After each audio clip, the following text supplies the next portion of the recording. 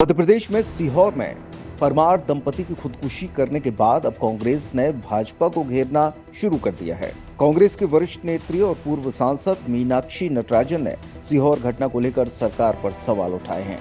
उन्होंने कहा कि राहुल गांधी को बच्चों द्वारा गुल्लक देने पर ईडी द्वारा परमार परिवार पर छापेमारी की जाती है और ईडी के अधिकारी परिवार को बीजेपी में शामिल होने का दबाव बना रहे थे।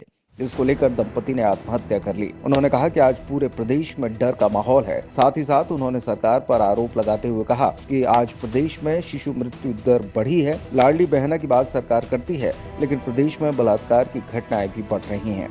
उन्होंने कहा कि आज सत्ताधारी दल सरकारी संस्थाओं को ढाल के रूप में उपयोग कर रहा है। हम उस धुरी से पिछले भारतीय जनता पार्टी सरकार का मूल्यांकन करें तो हम पाते हैं कि हम में से इस सरकार से जो उम्मीदें थी, लोगों ने जिस तरह का विश्वास व्यक्त करके उन्हें बहुमत दिया था और जो जंतर महात्मा गांधी का राजनीति के लिए, राजनीति करने वाले नेताओं के लिए था, उसमें लगातार प्रदेश की सरकार विफल हुई है और बहुत पीछे गई है।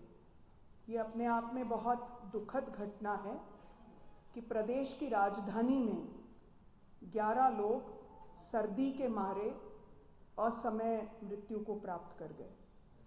ये अपने आप में बहुत दुखद है कि कुछ बच्चे अपनी एक गुल्लक में थोड़े पैसे इकट्ठा करते हैं, भारत जोड़ो यात्रा में जाकर एक युवा नेता से, जो आज हमारे देश के विपक्ष के नेता भी हैं, उनको वो भेंट करते हैं और वो बच्चे और उन जैसे और बच्चे भारत जोड़ो यात्रा की समाप्ति पर श्रीनगर भी पहुंचे। और मुझे इसलिए याद है कि उन बच्चों की व्यवस्था की जिम्मेदारी मेरे पास भी थी। और आज जब हम ये पढ़ते हैं कि केवल उनके इस योगदान के कारण उनको, उनके परिवार को परेशान किया गया। ईडी का छापा पड़ना ठीक है, पिछले समय में ईडी जिस तरह से इस्तेमाल हुआ है हम सब जानते हैं, लेकिन अगर उसको एक प्रक्रिया के तौर पर भी देखें, बाकी घटनाओं से उसको अलग हटा करके भी देखें, तो सुसाइड नोट में जो उल्लेख आया है कि आप एक दल ज्वाइन कीजिए, आप अगर कल को नेता विपक्ष जो आज हैं वो प्रधानमंत्री भी हो जाएंगे तो ये धाराएं कम नहीं होंगी। ये जो धमकी का अंदाज है, इसने हम सबके सामने कुछ सवाल खड़े किए हैं। कल से आज तक 2 दिन में संविधान पर बातचीत करने के लिए विशेष 2 दिन संसद में रखे गए। हमारी नेता प्रियंका जी ने कल लोकसभा में अपना मेडन स्पीच किया। आज हमारे नेता राहुल जी ज़रूर उस बहस में हिस्सा लेने वाले हैं।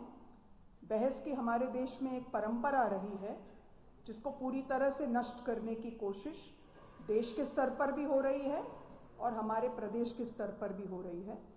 और जब संसद पर संविधान को लेकर बातचीत हो रही है, तब अगर हमारे प्रदेश में अलग अलग स्वायत्त संस्थाओं का इस्तेमाल सत्तारूढ़ दल अपनी सत्ता को मजबूत करने के लिए और विपक्ष की आवाज़ को दबाने के लिए, आम लोगों की आज़ादी को दबाने के लिए करती है, तो ये बहुत सोचने वाली बात है। और इसीलिए इस पत्रकार वार्ता का खास हमारे लिए मायने हैं। मैं प्रदेश में ये जो हुआ, ये जो हालात बने, जो हालात हम पूरे देश में भी इस वक्त डर का देखते हैं, उस परिप्रेक्ष्य में हम आज की पत्रकार वार्ता कर रहे हैं।